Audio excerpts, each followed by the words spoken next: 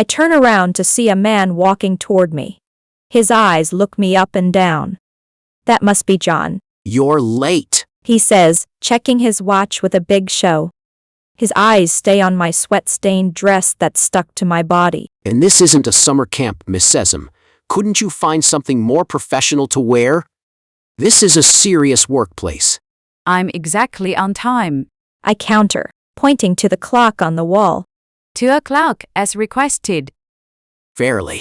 He scoffs. Before I can say anything else, the guards return with the boy.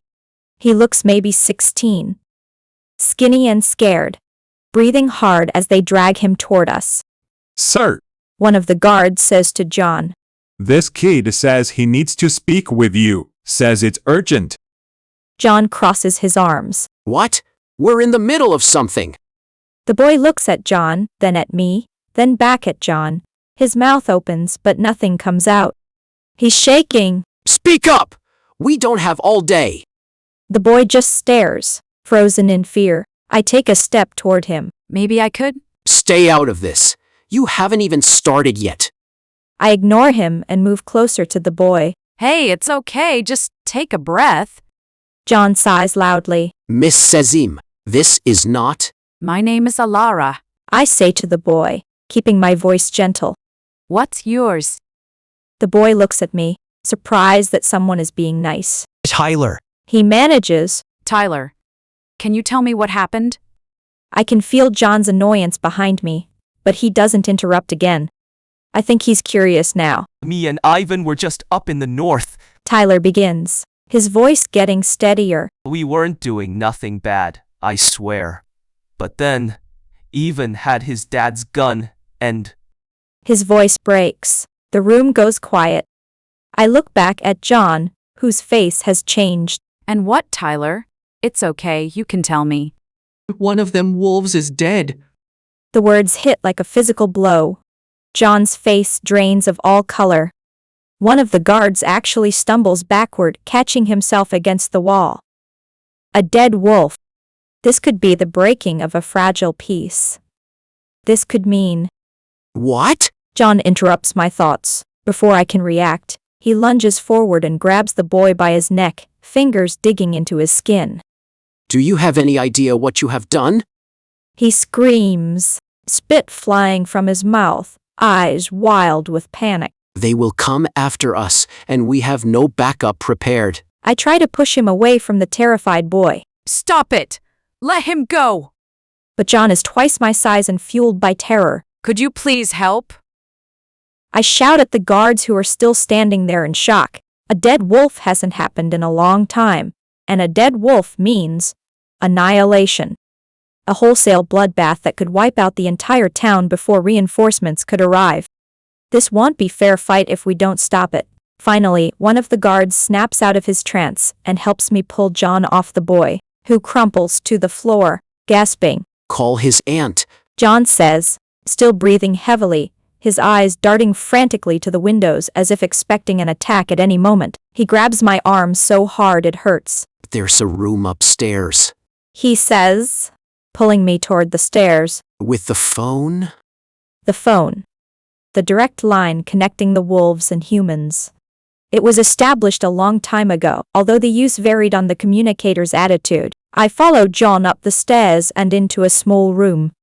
The phone sits on a desk, black and old-fashioned. I stare at it, suddenly very nervous.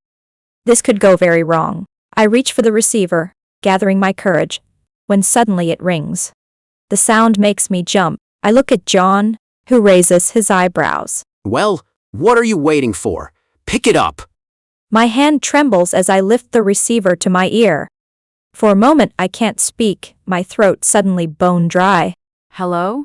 I finally manage. This is not a warning.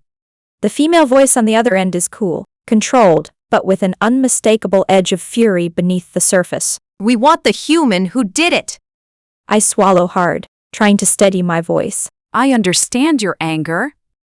This is a terrible situation that none of us wanted. Spare me. We don't need your empathy or your excuses. We need the human. Now. The situation is more complex than Nothing is complex about this. One of our pack was shot by a human who knows better. The treaty is clear on what happens next. John is watching me intently, his face pale, jaw clenched. I try again, working to keep my voice calm and measured. I hear your pain. I truly do. And justice must be served, but surely we can find a solution that. Justice? Her laugh is cold and humorless. You speak of justice while standing in that building. Your kind has never understood justice. You understand force. You understand fear. That is all. Please, if we could just. You have until sundown. Deliver the human to the North Clearing.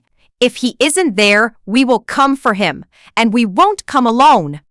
The implications hang in the air between us. The town is defenseless. Reinforcements would take days to arrive. By then, Please. We need more time. I hear movement on the other end of the line, a muffled conversation. Someone else has taken the phone. Who am I speaking with? The new voice is deep, male, and radiates authority. Not loud, but somehow filling the space between us. My name is Alara. I'm the new communicator. This is my first day. I know what communicators are all about. I've met many over the years. You speak of understanding and cooperation while your guns are loading behind your backs. That's not. Save your diplomatic bullshit for someone who hasn't heard it before. His voice remains calm, which somehow makes it more terrifying. I want the human who killed one of our own. We have laws. Your laws. Your laws that somehow always find humans innocent of crimes against wolves. Your laws that punish a wolf's defense of territory as aggression. Your laws that treat us as animals when it suits you and as criminals when it doesn't. I feel a chill run through me. He's not wrong. I give you my word that we will investigate fully and. Your word? The word of a human means nothing to us. The human, at sundown, or we come for him ourselves. The line goes dead. I slowly place the receiver back in its cradle, my hands still shaking. When I look up, John's eyes are fixed on me, waiting. What did they say? He asks, though I think he already knows. They want the human responsible. I say quietly. By sundown. John runs a hand through his hair, his face ashen. Then we have to give him to them. We can't just hand over a child. You don't understand what they're capable of. He hisses, leaning closer. If they come here, if they attack, it won't just be Tyler or Ivan who dies. I stare at him. This man who only minutes ago seemed so arrogant and sure of himself, now willing to sacrifice 2 children. There has to be another way. I say, more to myself than to him. John laughs bitterly. Another way? Listen to me. These are wolves. They don't forget. They don't forgive. And they don't negotiate. That is exactly why the CDC was developed, to change things, to actually negotiate. Well, at least in theory. John stares at me like I've lost my mind. We need to talk to Tyler and Ivan. I say, already moving toward the door. I need to know exactly what happened. It doesn't matter what happened. John grabs my arm. A wolf is dead. That's all that matters to them. Everything matters. Every detail. If I'm going to find a solution that doesn't end in bloodshed, I need to understand the full picture.